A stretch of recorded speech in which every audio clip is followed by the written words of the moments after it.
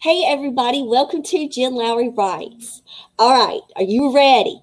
Because we have got two very special guests on the show today.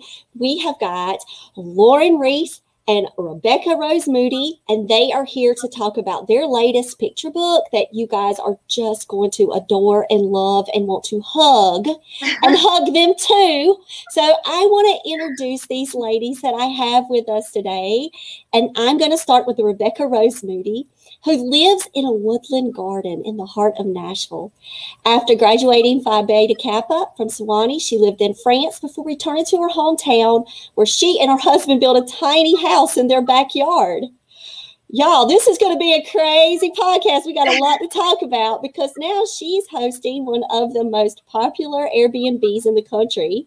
So she's innkeeping, chasing babies, and gardening, but she's also writing words and music about how much she loves the world.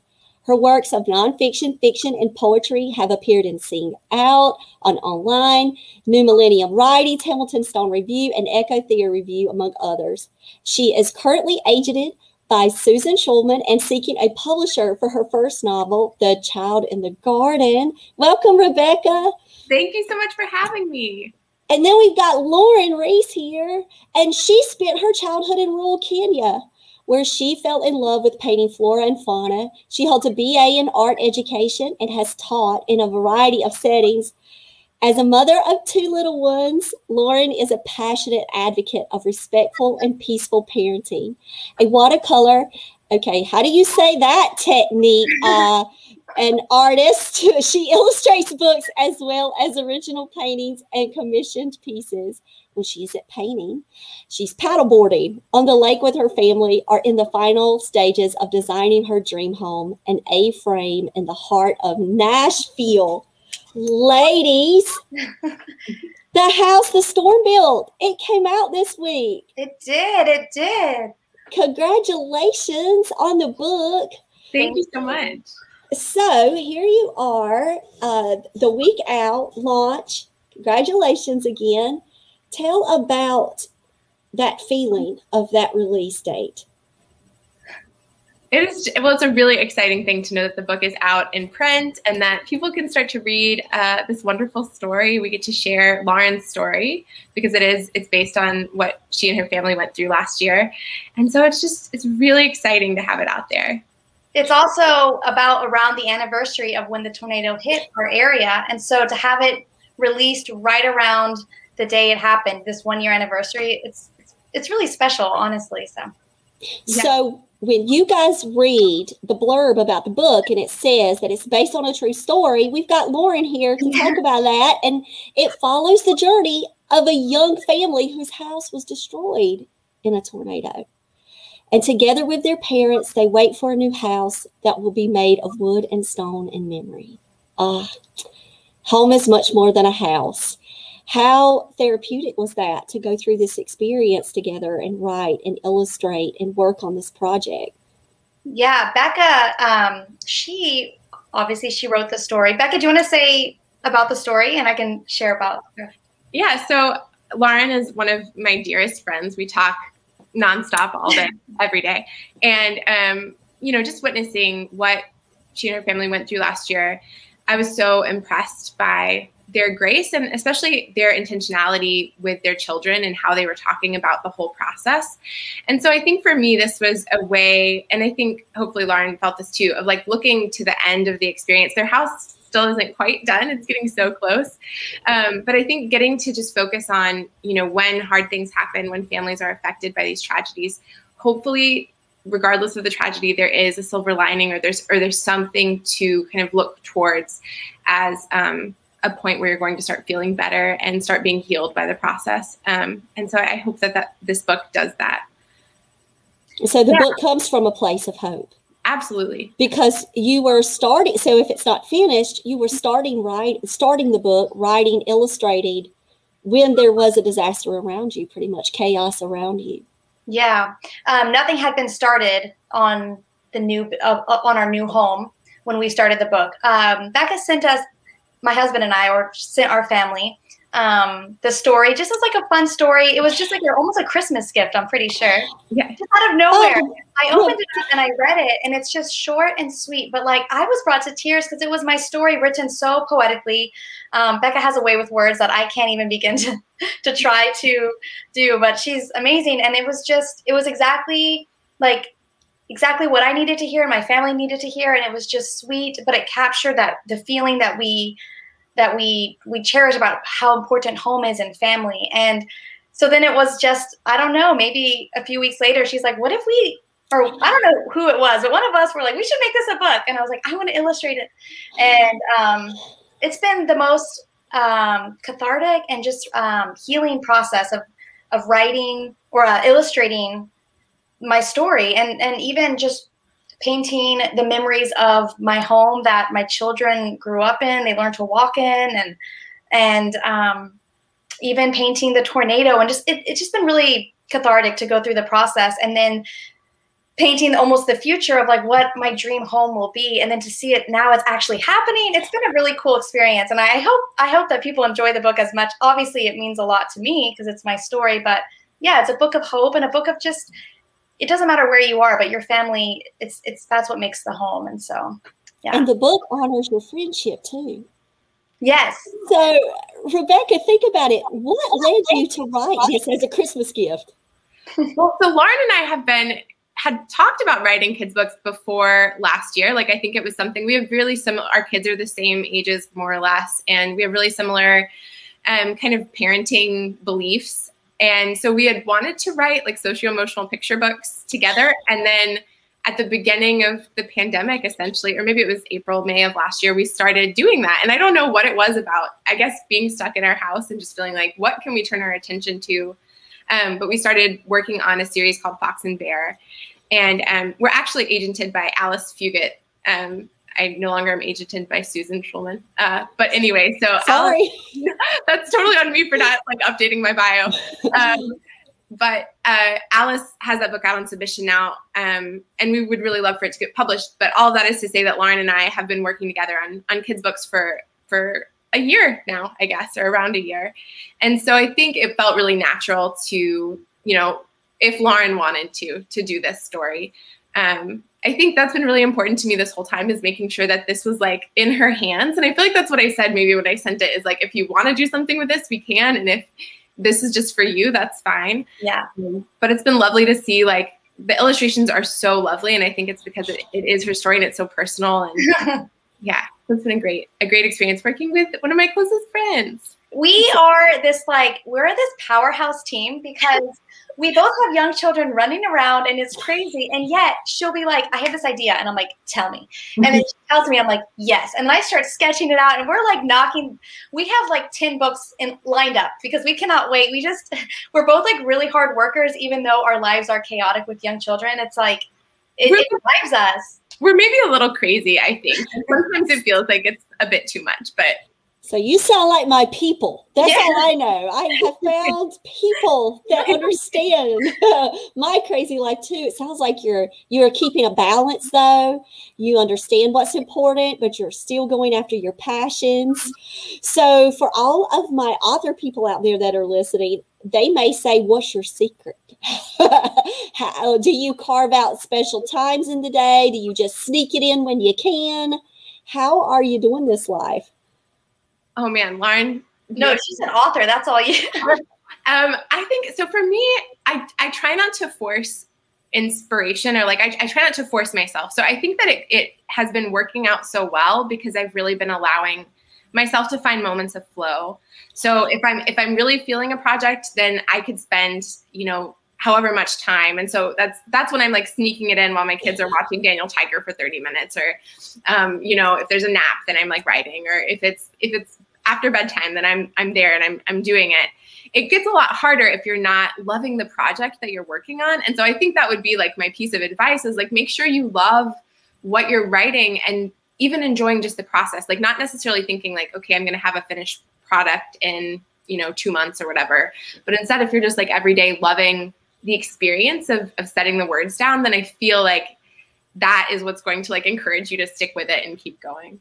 And that's finding the joy in the everyday. Absolutely. Yes. And so, Lauren, how about the illustrations? You're saying she gives you the idea and you're going. Yeah. Yeah. I mean, I'm similar to Becca. As an artist, finding that creative flow is so important. And when I'm in it, I am in it. And I'm a fairly fast painter. And I think I have trained myself to be that way. It's like, I have this much time. I'm really excited about something and I'm just going to do it. And so I will knock out painting so quickly because I'm just excited. And then there's work I have to work on that maybe it's a commission or a freelance piece and I'm not feeling it. And it's just like pulling teeth. Like, I can't do it. But I think finding that flow, and then for me as an artist using my materials, I try to have everything set up and ready and not have a messy space. So when I do get time, if my husband can take the kids or they're at grandma's house, then I can just get down and get to work and not have to set up. I'm ready to go. So I think having a space that is set aside and ready to go is just really important too. So I love how you both gave great author tips and illustrator tips right there. That's the same place as your workspace, regardless of that. Make it your space, but make it an inviting place that just welcomes you when you get there. So then you can just go right in, and that creative flow is just meeting you at the page, whatever it is, illustrating or writing.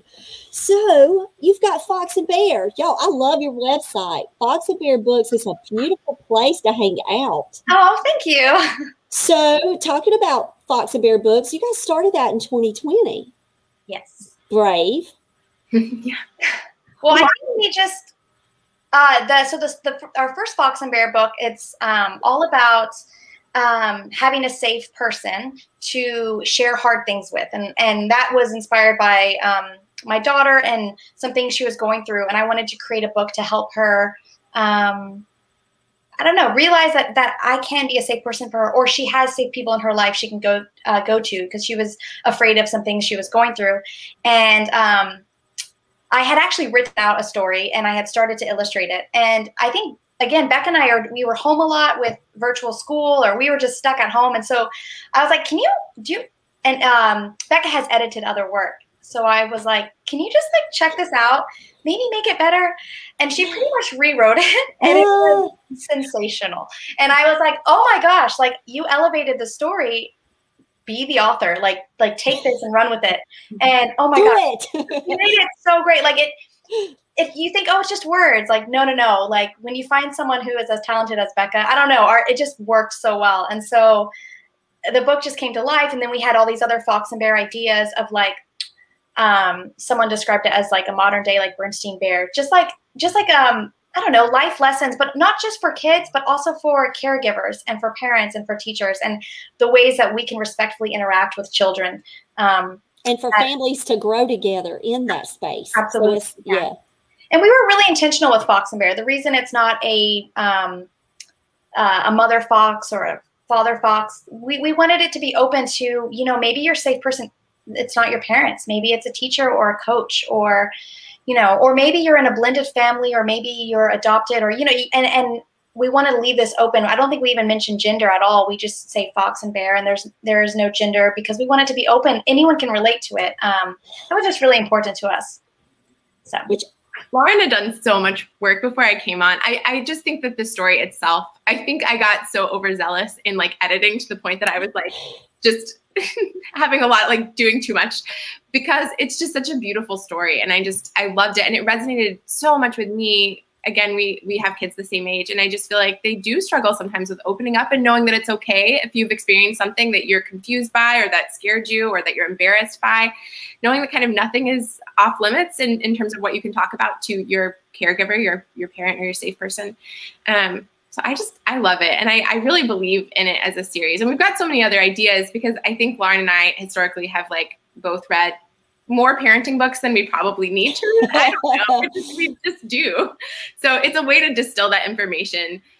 We're not, child psychologists, but we do just love what we've learned from them. And so it's a way to put it in a different format that hopefully more families can read a lot quicker, I guess, or an easier to a more palatable format, I guess.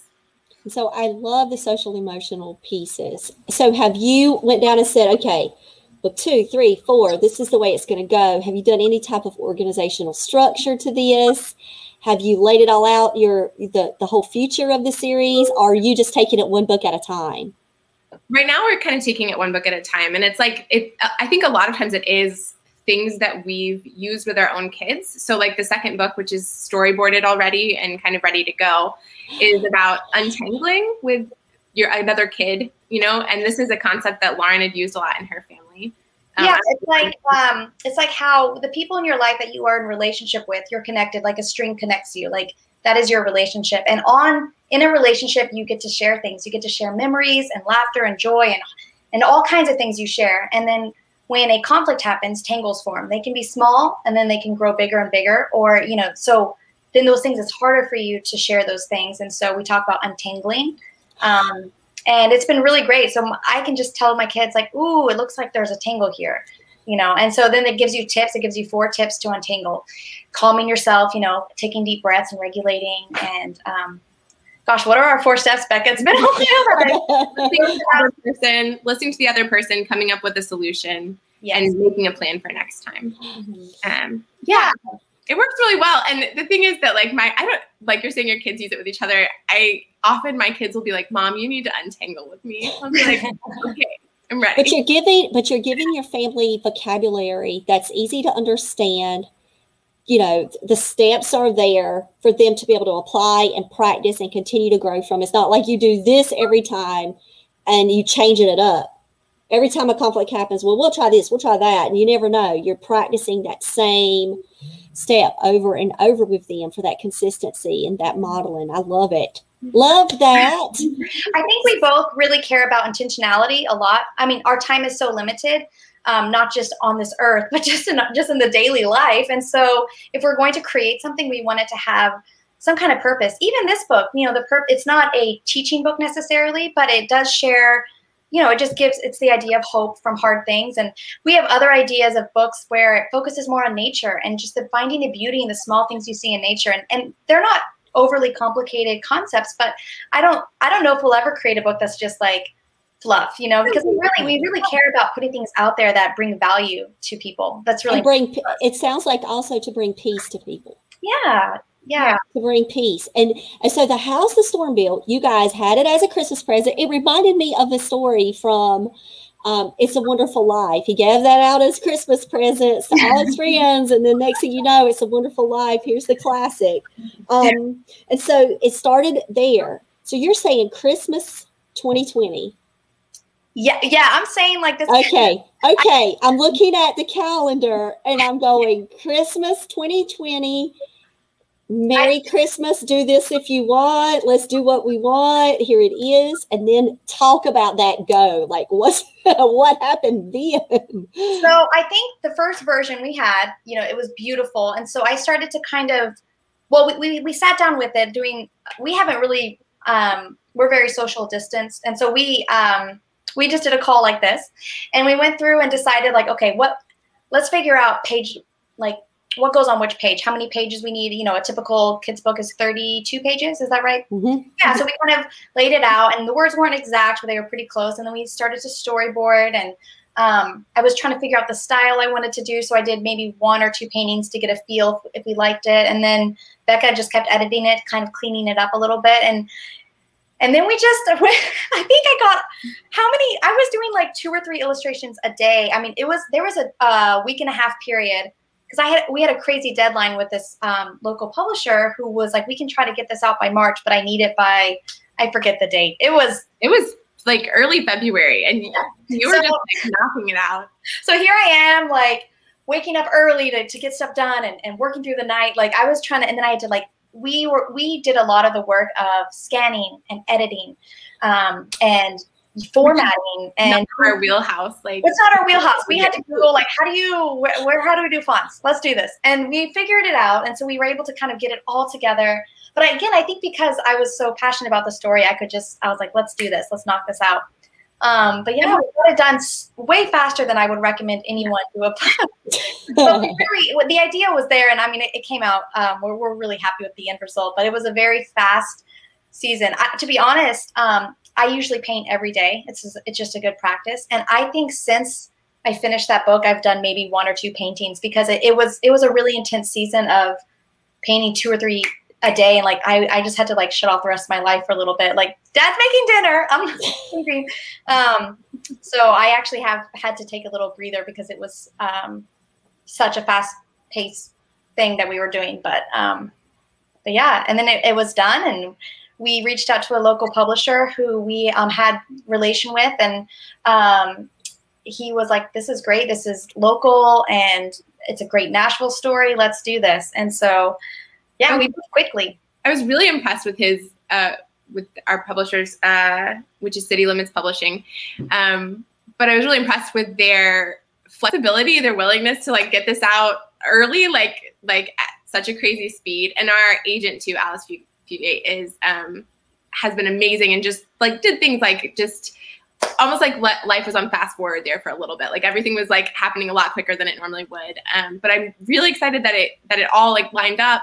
And I think one of the coolest things that we didn't know if it was going to be possible, but we had talked about it, and we were like, you know, if there's any way for us to get a portion of the proceeds to go to Hands on Nashville, that's how it kind of feels like full circle. Like this tragedy happened, and if we can give back to organizations that helped in any way, that's what we want to do. And so City Limits helped make that happen, and that's just been really, really wonderful. Very exciting. So it's a book that will keep on giving to families, community. Just, it's a life-giving book. Yeah. And Jen, I don't know if you've ever been through a natural disaster, and I don't know what it's like in other places, but Tennessee, especially Nashville, there's this heart for helping. Like, it's just, if something happens and people show up, and as someone who's been through a tornado and losing my house, there were hundreds of people swarming the streets, just wanting to help, helping you fill your boxes, helping you remove trees, handing out water, handing out whatever you needed. Like, I've never seen so many people. I mean, it was like it was very overwhelming, because it was just like, wow.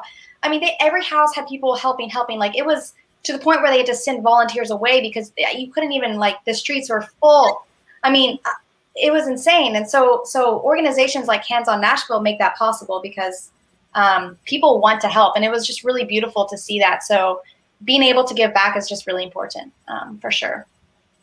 And so now that it's here, and you said it's like almost at that anniversary time. So that was the perfect place, the perfect time for it to be released out there in the world.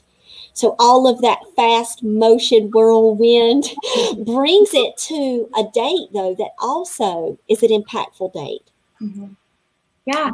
I mean, yesterday was kind of crazy, because I think Lauren and I both experienced, I mean, it was bad here in Nashville, and I know that it was worse in parts of Alabama, but it's a reminder that I feel like, you know, so many people have lived through experiences like this. And I think what happened last year, Lauren's unfortunately is not even the only person that I know who lost their house last year. So it was a lot of families in Nashville lost their house. And to see that happen again yesterday in Birmingham is just a reminder that, you know, natural disasters are a part of life. And there's something that it's really difficult to talk to, I think, children about, especially because you want them so much to feel safe in their homes. That's so important as parents, that our kids feel safe where they live.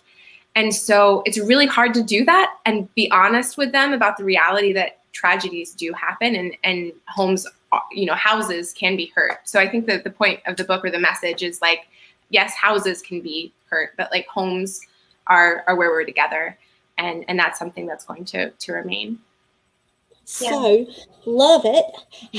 So you've been illustrating, editing, going through all of the ins and outs of the publishing process, and now it's promotion and marketing. So let's talk about that a little bit, because I know that my listeners out there are always saying, how can I get in front of readers? What are some great promotion tips?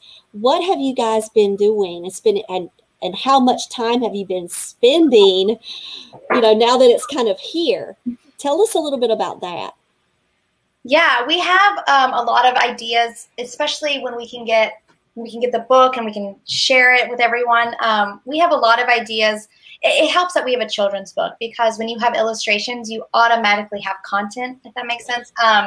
And so it's been fun, because I've been able to take a lot of pictures as the process of my A-frame house is getting built, the story has is illustrated A-frame getting built. So I can go there and like hold up my art with the house, and you can kind of see that kind of stuff. The piano in our story plays a big role throughout. Our piano is really dear to us, and I have the piano here. So I've been able to just like share, for me, like as the illustrator, share where the like the real life inspiration with it. We also have plans to read the story on the property with the family. We have plans to, what all are we planned, Becca? This podcast. This is it. This is the second podcast. I mean, one thing that comes to my mind is that like as writers or artists, it's not like we're necessarily extroverts. It's really strange, like how you have to put yourself out there. So I did a shelfie this week. I don't think it's out anywhere yet, but it was like bad.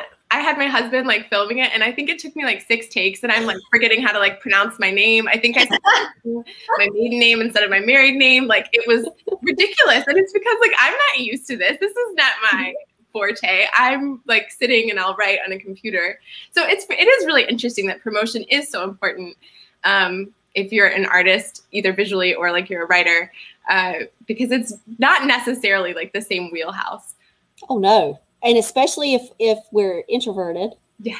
And so we have to battle all of that emotion and all of that fear and say, get behind me, fear. Let's move forward because the story matters. So you have to always put you're putting that book there because the book matters. You got to champion the book. Yeah. And that's it. And that's what helps me get through that process so it doesn't feel so icky and so strange. And but I just was like, knowing how you guys have this great chemistry, this great team dynamic. You guys have 2 heads working this out, brainstorming, promoting together. And this, how long have you guys been friends? Because you could tell the just true love. It's true love. How long have you guys known each other? How long have I known you? I don't know. I have a picture that I took of you at church camp when I was like 8. I'm not in the photo though. So Is it like a disposable camera? Disposable camera style. You're with your twin sister, Meryl. And so I've known you that long. I don't really remember you from back then. So Becca and I went to the same church growing up and kind of ran in similar circles, but we were never super close. And then when we all had kids around the same time, Becca started with her husband and family having a potluck every Thursday. And we would just come every Thursday, eat a meal together, let the kids play. And we did that every single Thursday until COVID. Yeah. It's been painful. I mean, because that was like consistently every Thursday, this is what we do. And it's been such a great, we'll probably write a book about it, about potluck. Potluck Thursdays. There you go. Start a new thing. Start that family traditions with others, getting together, fellowshipping, and just showing how family and home is more than just the people that live in your house. Yeah, true. Oh, I love it. So, ladies, what's up with you next? So, Rebecca, I got to pause a second here just and ask you, The Child in the Garden. So it's been on submission for like 2 years now, which is not great. I had one agent, and now I have Alice, who I love, and I'm editing it. And then I have a different young adult novel that I'm editing that Alice is helping. Alice has a great like editorial eye, which that's just so helpful. I feel like I've never been great about having a lot of readers give me feedback. It's always been something that I don't know who had read Sparrow before Alice had. So anyway, I'm editing those 2 books, and then they'll go back out on submission. Hopefully. Her novels are so wonderful. I mean, I read them and I have to pause and say, she wrote that? Like, they're so good. I mean, Becca, I know, you hear me like go on and on, but children's book, this is all new. Fox and Bear was the first children's book you had written. Yeah. So Becca's been writing novels for quite some time, but so children's books, it's a whole new thing for her, but she's a wonderful writer. Oh, thanks. Okay, so you've got The Child in the Garden. Is that YA or middle grades? What is that? That's literary fiction. Okay, literary fiction. So you've got that. Then you've got a YA, which is Sparrow. I heard you call that name out. Yeah. Oh, so you've got those in the works. So yeah. Now you've got the children's book, had you always known that you were going to be an author? Like, when was it? And I want to ask the same thing for you, Lauren. Like, did you always envision yourself painting for children's books? Like, is that it? So y'all go. I want to hear this one. Okay, I'll go real quick because the answer is like yes. Like, I feel like from a very young age, I wanted to be a writer. That's always what I wanted to do. You know, I became a mom at a relatively young age on purpose, but that was like kind of my choice. So I feel like that meant that I put a lot of career stuff on hold, and I feel like my kids are finally old enough and like I'm in the swing of things enough that I can take the time to just like edit the things that I've already written, keep writing, make time for myself. But yeah, this is always what I wanted to do. I feel very in my element these days.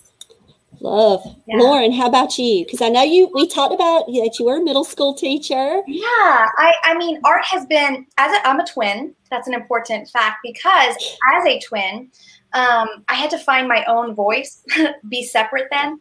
And so I was naturally drawn to creative things and painting and drawing. So at a young age, I really got into art and I just had a natural talent for it. And so that became my thing. I was the artist. And so I've been in the art world my whole life. That's what, if I feel down and I'm not really sure why, I'm like, I haven't painted. That's why. So it drives me. It's very important in my life. But I actually, when I first started really getting into painting, it was like oil portraitures. I was painting off of classic Renaissance styles of layering and I mean, all these glazes, all the very, I don't know, realistic, you know, that whole thing. And then when I was pregnant with my daughter, I was like, man, I don't know if I want to keep using oil paints and turpentine and, you know, paint thinner. So what can I switch to? So I discovered watercolor, which I had never really done because watercolor was never like, it's what artists use as like practice sketches, you know? So I never really thought of it as anything serious, but oh my goodness, I just fell in love with painting with watercolor. It just became, I mean, I just went with it and I loved it and I haven't stopped. And so I was doing a lot of animals and flowers and all these different things like that. But I always loved children's books illustrations. And to be honest, I told myself, I can't do that. I don't know how to do that. I don't have a style. I don't know how to like paint people doing different things and like, oh, that would be so hard. And so I think I really stayed away from that because I was just too afraid. Like, I can't do that. And so Fox and Bear was the first book that I illustrated. But I think what drove me was the fact that it was for my daughter and it was really important. And so I just kind of practiced drawing boxes, doing different positions and expressions and being okay with it not being realistic because that's not the point. You find your style and you evoke an emotion or you represent an action and that's what matters. And so anyway, so yeah, this is still all very new for me. I mean, 2020?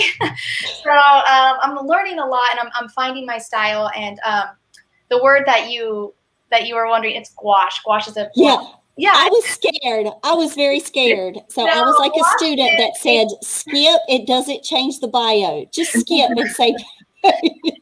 It's a form of watercolor, but it is opaque. So it kind of looks thicker. You can layer. And so that's what gouache is. And so I've been experimenting. So anyway, The House the Storm Built is one of the first books that I have illustrated fully from start to finish using people. And it's my family, which is fun. But Beck and I have a few other books in the works where it involves people and really just fun backgrounds. And I'm really enjoying it more and giving myself permission to be like, you know what, you can be an illustrator. I did a toast with my husband last night. He's like, you are a published illustrator. I'm like, you're right, I am. So. And so with Rebecca's words, you've challenged her to discover who she is on the paint page in the children's book market, and she's found herself. And so both of you have challenged each other because Lauren, your story challenged her to move outside of where she lives on the page. Yeah. And now you have this work that is so meaningful. And I loved what you said because it's that why. Why do you do the things that you do? You do it because of friendship. You do it because of love. You do it because of safety. And so by doing it from those perspectives, you push through the hard. You push through the, I might not be able to do this, to I can do this. And you did it. Yes. You're so encouraging. And you did it. You guys are encouraging me. What are you talking about? I'm listening to your story and saying, wow, look at the mural. You know, when you first see it, it's like all just colors, swirled, and now you have the mural. Yeah, it is good to stop and slow down because, you know, we live in the grind of it. We live in the texting back and forth. Wait, did you fix that edit? And, oh, he asked for that. Did you get that? And we live in that a lot of like, hey, I just sent that. Oh, wrong file. Let me send it again. And so when you stop to be like, wow, we actually have, this journey has been very fast, but we went through this thing and it's like, oh yeah, it's like climbing the mountain. We're on top. We need to stop and enjoy the view a little bit. Yeah. Yes. And I hope that this time is giving you that opportunity to do that. Because I do want to say to you that when you write a book that matters, it's not just for the moment. When the book matters, it's for the lifetime. It's for your children. It's for the grandchildren. It's the legacy. It becomes a part of your story, your family tapestry. And that's when you know that you've done something special. And that's what this book is. It's a special gift that not only are you giving to the world, but you're giving it to your families. And you're showing them this is what can be birthed out of friendship. This is what can be birthed out of just love for one another and for others. And this unselfish giving that you will keep doing by, you know, adding on the giving back, but just the giving to one another. It's like food for the soul. It's just like constant that feed for the soul. So I just want to thank you, ladies, for just following the call and where the story led. Like, here it is. Here's the story. Let's move. Oh, that was so sweet. Thank you so much. Yeah. It's so true, though. It's a truth. It's a truth to hold on to when you're dealing with formatting issues, or how do we learn how to do this font, or what is this?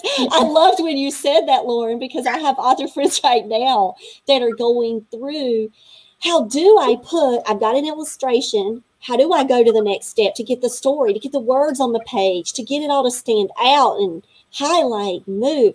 Like, was that a huge challenge for you guys? I am married to a industrial designer, and he knows a lot of software. Not only that, he's artistic as well, so he has a good eye.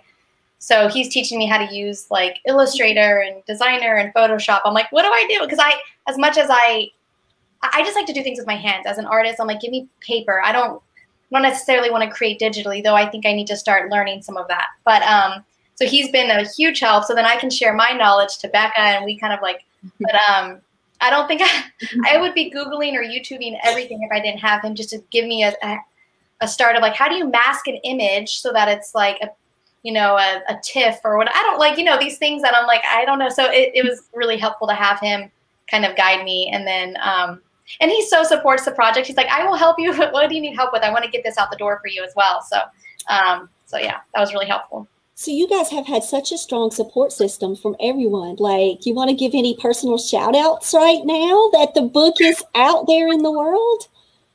I mean, well, my husband watches the kids for me a lot while I'm writing. And I think he even, actually, it was before the pandemic started, so like February 2020, he's like, I think that we just need to like focus on like giving you time to write. Like, that's really important. Let's like make that happen. I want to make that happen. And then like cut to like, a couple weeks later, school shut down. He needs to go work more hours because like, whatever, it's chaotic. But now we're back to like him watching the kids so much. And I feel like, I think it's so important to have somebody who believes in you. And my whole thing would be like, well, we don't know when I'm going to ever make money at this. And he's like, that's not the point. And I think what he said was, he was like, you're a safe investment. I feel like you're a safe investment. And I was like, oh, thank you. So I think having a supportive spouse is really useful as an artist of any kind. Yeah. And that's like someone who like, when we got married, we both had salary jobs and we're doing the thing and, investing in our 401ks. I don't know, whatever. And then going to like, now I'm just a mom and I'm painting here and there and I'm making, some money, to being like, I think I'm going to do this Illustrator thing. And I don't know if it's going to make us money or not. And same thing. He's like, that's like, you need to just find your passion, because you will always be a mom, but you won't always be in the season, and find what drives you, because when the kids are grown, what is it that you want to be excited about waking up to do? And yeah, I really think illustration, especially illustration with Becca, because our styles they complement. You know, it's fun to have a friend who's really talented, because Becca, I'm sure when you tell friends that you did a children's book and your friend illustrated it and they're like, oh, your friend did, you're like, no, but she's like, she's good. I feel the same way. I'm like, my friend and I made a book, and you know, it's like, oh, but you're actually really good. You're like professional. Yeah.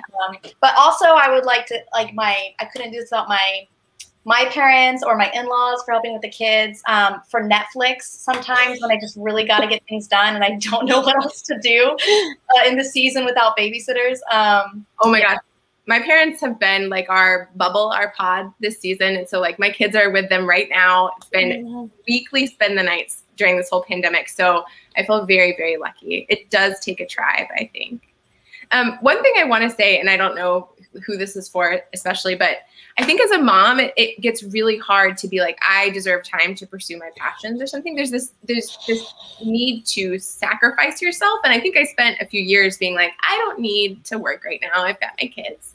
But I think one thing that has given me a lot of, has been really encouraging for me is the idea that like my kids need to see me fulfilled and they need to see me pursuing my passion. Because that's what I want for them. I don't want them to feel like their role in life is to sacrifice themselves.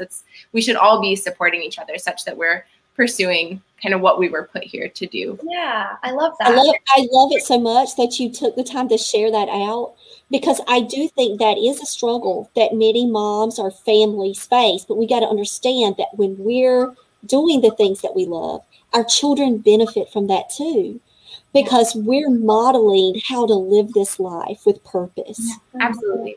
Like we're modeling to show it's not all about the money. It's not all about the fame. We can start writing a country song. But I mean, it would be nice. Let's admit it. Sure. But it's about our why. Why is this important? And why does it matter now? Yeah. And so your children wrote this book with you. Mm-hmm. Your spouses wrote this book with you. Your in-laws wrote this book with you. It was a labor of love. And actually, to me, it's the house that love built. It's like it's there forever as a testimony of what families can do when they pull together. Yeah. And now you've got this book out in the world for them to be able to see and say, my mom did that. Yeah, yeah. Yeah, and releasing guilt, if they're like, play with me. It's like, this is really important what I'm doing right now. I invite my kids into some of my paintings as well. Actually, in this book, my son helped me paint the back matter. Yeah. Back matter. Anyway, he helped me paint some, and my daughter helped me paint some of the grass. And if there were times I didn't want them to touch it, I would say, what color should this door be on this house? And just, I don't know, they felt a lot of ownership. So when they look at it, they can find where they did things. Or I made sure I included an important stuffed animal that really means a lot to them and that they needed in that time after the tornado. And so they find the details, and it's just really nice. Oh, love it. Okay, we could talk forever, but we have supper that we got to do in this house, because I've got a family that is all going to start texting me any minute because they're older, and they're going to text, what's for dinner again, even though I have it by the fridge. And I've already told them the minute I walked into the door, what we having for dinner? There'll be text. What are we going to eat? So I do want to ask you, where do you guys live out on social media so people can connect with you? They can find out your projects, what's happening. So tell us. Yeah, I have a Twitter, which that's like a whole new thing for me, really, in the last year or so. But I think I'm Rebecca R. Moody on Twitter. And then my Instagram is Rebecca Writes. I don't update it so much, but I'll try. So I will be tagging you guys when I'm putting this out there, so that way when people are seeing it, then they can go over and follow and connect. So how about you, Lauren?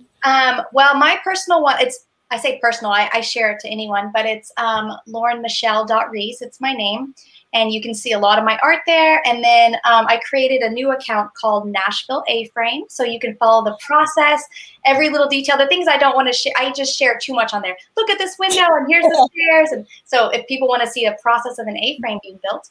And then we also have Fox and Bear books. It's where we share a little bit about Fox and Bear. We've had it on pause a little bit as we've been working on this book, but we'll probably end up sharing this book on there too, and we might end up changing the name so that it incorporates all of our books, so we can have a space for that. But yeah.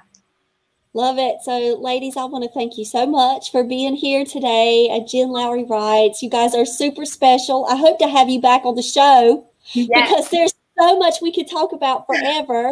Fox and Bear, we could talk about YA, literary fiction, everything that's going on. So just thanks again for taking the time out. I know it's a busy time, and, you know, like you keep saying, the season. It's the busy season, but congratulations on your launch. Guys, you've got to go out right now and get The House the Storm Built. You will not be sorry, and you are going to be giving back at the same time. So thanks, guys. Thank you.